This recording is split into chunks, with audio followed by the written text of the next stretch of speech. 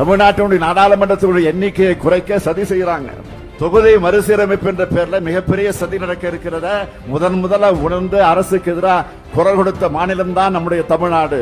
வரவிருக்கக்கூடிய மக்கள் தொகை கணக்கெடுப்பு அடிப்படையில் மேற்கொள்ள போற தொகுதி சீரமைப்பு நம்மை போன்ற மாநிலங்களை வெகுவாக பாதிக்க போகுது. மக்கள் தொகையை பல்வேறு பல திட்டங்கள் மூலமா கட்டுப்படுத்தின நம்மை போன்ற மாநிலங்கள் நாடாளுமன்ற தொகுதியில் எண்ணிக்கையை பெரிய அளவில் இழக்க நேரிடும். இதே போல தென் மாநிலங்களும் தங்களுடைய தொகுதிகளை எண்ணிக்கையை இழப்பாங்க.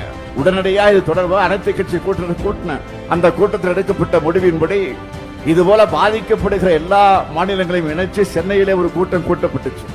7 மாநிலங்களை சார்ந்த 22 கட்சிகள் அந்த கூட்டத்தில் கலந்து கொண்டாங்க. அந்த கூட்டத்துடைய முடிவின்படி அகில இந்திய உணவுக்கான கூட்டு நடவடிக்கை குழுவை அமைச்சிருக்கிறோம். அந்த குழுவின் சார்பில் பிரதமர் மோடி அவர்களை சந்திக்க தேதி கேட்டு கடிதம் அனுப்பியிருக்கிறோம். பிரதமர் அவர்களோ விரைவில் நேரம் ஒதுக்குவார் என்ற நம்பிக்கையோடு நாங்கள் இருக்கிறோம்.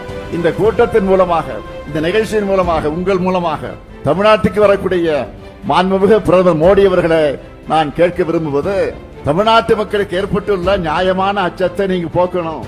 தென் மாநிலங்கள் உள்ளிட்ட மக்கள் தொகையை கட்டுப்படுத்தின மாநிலங்களோட தொகுதி விழுக்காடு குறையாது என்கிற உறுதிமொழிய தமிழ்நாட்டு மண்ணில் நின்று நீங்க வழங்கணும். அதுக்கான அரசியலமைப்பு சட்ட திருத்தத்தை நாடாளுமன்றத்திலையும் நிறைவேற்றணும். இது ஏதோ வெறும் தொகுதியோட எண்ணிக்கை பத்தின கவலை மட்டும் இல்ல, இது நம்ம அதிகாரம், உரிமைகள் மற்றும் எதிர்கால நிலங்களை பத்தின கவலை. புதுச்சேரியோடு சேர்த்து 40 எம்பிக்கள் இருக்கும்போது தமிழ்நாட்டின் குரலை நாடாளுமன்றத்தில் நசுக்கிறாங்க. இந்த எண்ணிக்கையும் குறைஞ்சா தமிழ்நாட்டை ஒழிச்சிடுவாங்க, நசுக்கிடுவாங்க. இந்தி திணிப்பு, நிதி ஒதுக்கீடு மற்றும் சிறப்பு திட்டங்கள்ல தமிழ்நாடு புறக்கணிப்புன்னு நம்ம எம்பிக்கு நாடாளுமன்றத்தில் நம்ம மாநிலத்துக்காக மட்டும் இல்லாம ஒட்டுமொத்த இந்தியாவுக்காகவும் பேசுறாங்க. அதனாலதான் நம்ம வலிமையை குறைக்க பாஜக துடிக்குது.